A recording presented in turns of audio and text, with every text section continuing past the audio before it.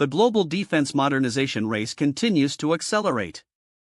From Brazil expanding its fighter fleet and India pursuing an indigenous submarine program, to new missile developments in Europe and growing investments in unmanned warfare, military planners around the world are preparing for a far more contested security environment. Today's updates reveal a common theme. Nations are no longer simply replacing old equipment. They are building capabilities designed to operate in an era of drones, precision weapons, electronic warfare, and long-range deterrence. Let's begin with a development that could reshape air power in South America. Brazil's Air Force may soon become one of the most capable in South America. During high-level defense discussions between Sweden and Brazil, Swedish officials revealed that Brazil is interested in acquiring around 20 additional Gripen fighter aircraft. If approved, the purchase would expand the country's existing fleet and deepen one of the most successful defense industrial partnerships in the region. The aircraft are expected to be produced in Brazil through the Submarine production line, further strengthening local aerospace manufacturing and technology transfer. Brazil wants to acquire 20 additional Gripen fighter jets, made by Swedish defense company Saab, on top of the 36 it already has, Sweden's defense minister said. What makes this important is not just the number of aircraft involved. The Gripen combines advanced radar systems, electronic warfare capabilities, and long-range air combat performance while maintaining relatively low operating costs. If the acquisition moves forward, Brazil would significantly increase its ability to patrol its vast territory, respond to regional contingencies, and strengthen its domestic defense industry. At the same time, it signals that South America remains an increasingly active defense market. Combat losses are forcing militaries to rethink how quickly they can replace critical unmanned systems.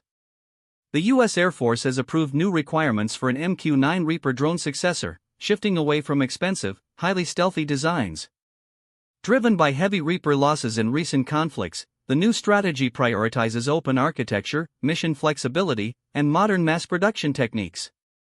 The core objective is to field a larger quantity of cheaper, attritable drones that are highly capable but inexpensive enough to risk losing in heavily contested airspace. For military planners, the lesson is clear. Future conflicts may require drone inventories measured not in dozens, but potentially in hundreds, creating an entirely new approach to force structure and procurement. The MQ-9 Reaper has become one of the most recognizable combat drones in the world, conducting surveillance, target tracking, and precision strike missions across multiple theaters. Recent discussions surrounding replenishment efforts highlight a growing reality of modern warfare.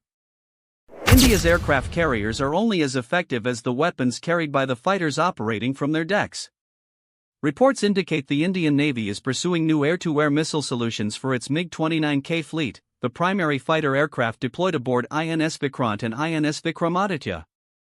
The Navy has also been pushing for greater indigenous support and modernization across the MiG-29K ecosystem, reducing dependence on foreign suppliers and improving long-term availability. The Indian Navy is pushing hard for homegrown weapons and has asked Indian companies to design and build 80mm air-launched rockets for its MiG-29K fighters.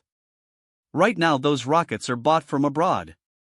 They're a key air-to-ground weapon for the Navy's carrier jets, so having a steady supply matters. This time the Navy wants a 100% indigenous rocket, every part made in India, to cut reliance on foreign suppliers and boost the domestic defense industry under Atmanirbhar Bharat. The new rockets will arm MiG-29Ks flying from both carriers, INS Vikramaditya and INS Vikrant. It's part of the Navy's longer-term plan to become fully self-reliant on equipment by 2047. As anti-ship missiles, drones, and long-range aircraft continue to proliferate, stronger air-to-air capabilities will become increasingly important for protecting India's growing carrier force and maintaining maritime dominance in the Indian Ocean. Military training has become one of the most important forms of international defense cooperation. Australia is set to join Operation Interflex, the multinational effort focused on training Ukrainian personnel. Rather than providing direct combat involvement, participating nations are contributing expertise, instruction, and operational knowledge designed to improve battlefield effectiveness. Australia isn't ending Operation Kudu, it's relocating it to Poland in mid-2026 to train Ukrainians nearer the border under a Norway-led coalition, building on 650+ already trained and $1.5 billion in military aid to date. Programs like Interflex highlight a broader shift in military assistance. Training can often have a longer-lasting impact than equipment alone because it develops institutional knowledge, leadership skills, and combat readiness. The expansion also demonstrates how allied nations are increasingly coordinating force development efforts, creating a network of military cooperation that extends far beyond traditional alliance structures.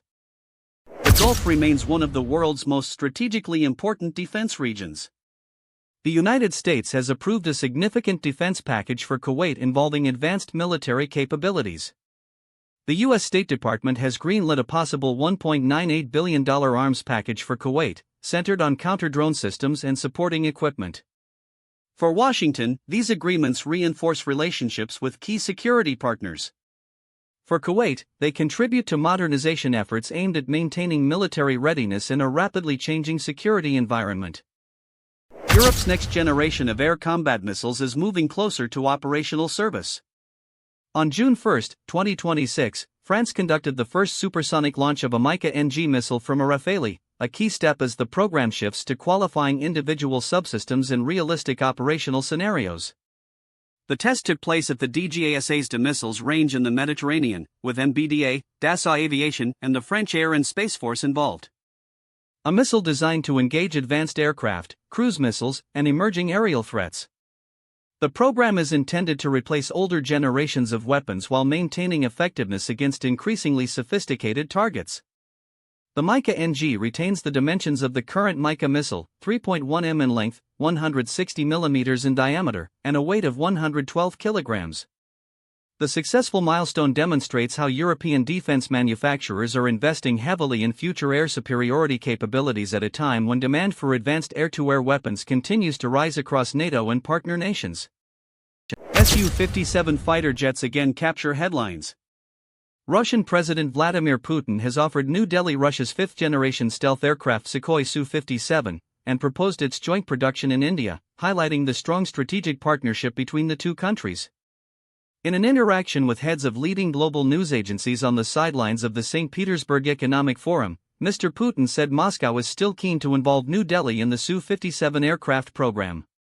Mr. Putin also expressed Russia's willingness to collaborate with India on other critical defense platforms, including integrated air defense systems and related hardware. Why now? The IAF is down to about 31 squadrons against a sanctioned 42. And India's own AMCA stealth jet isn't expected before 2035. Delhi is looking for a stopgap, and is reportedly weighing an initial buy of around 36 Su-57s, 2 squadrons, while HAL talks to Sukhoi about possible local production. It's a rewind. India and Russia started a joint FGFA in 2007, but India pulled out in 2021 over cost, tech transfer, and performance worries. Putin's new pitch tries to fix that exact pain point: joint build, full tech access. Not just jets, Putin also offered deeper air defense cooperation. That's relevant because India's S-400s, 5 bought in 2018, with a second batch of 5 cleared in March, are core to its planned Sudarshan Chakra integrated shield, and performed in Operation Sindoor. Russia remains India's top arms supplier, but Ukraine war supply disruptions have pushed Delhi to diversify fast. Moscow's no-string Su-57 offer looks like an attempt to lock India back in before the AMCA arrives. Russia continues searching for ways to strengthen defenses against long-range drone threats.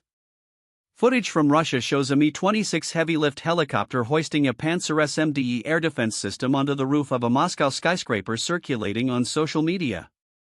The Pantsir-SMD is built to defend fixed, high-value sites against drones. It can carry dedicated anti-drone interceptors or short-range surface-to-air missiles. Putting it atop a tower in the capital underscores how seriously Moscow is taking the growing risk of long-range Ukrainian drone strikes deep inside Russia. Reports suggest Pantsir-SMD air defense systems may be deployed around Moscow, although independent verification remains ongoing. Counter-drone defense is becoming one of the fastest-growing sectors in military modernization worldwide as nations seek to protect critical infrastructure and urban centers. Beneath the surface of the ocean lies one of the most powerful forms of military deterrence. Project 78 is emerging as a potentially transformative step in India's submarine development strategy. Reports indicate that industry engagement has begun around what could become the country's first fully indigenous conventional submarine program.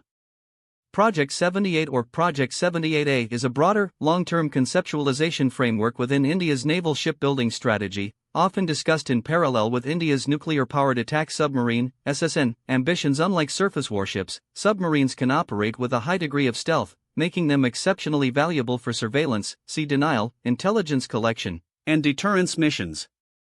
Their ability to remain hidden while threatening adversary naval forces makes them one of the most strategically important military assets.